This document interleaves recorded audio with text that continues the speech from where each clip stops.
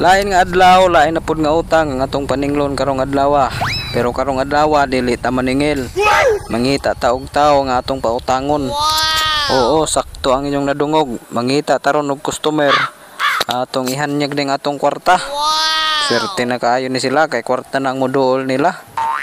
Swerte na kaayo pod ang mga tao karon kay daghan na ang mga lending karon. O mga arawan nga magpahuwam og kwarta.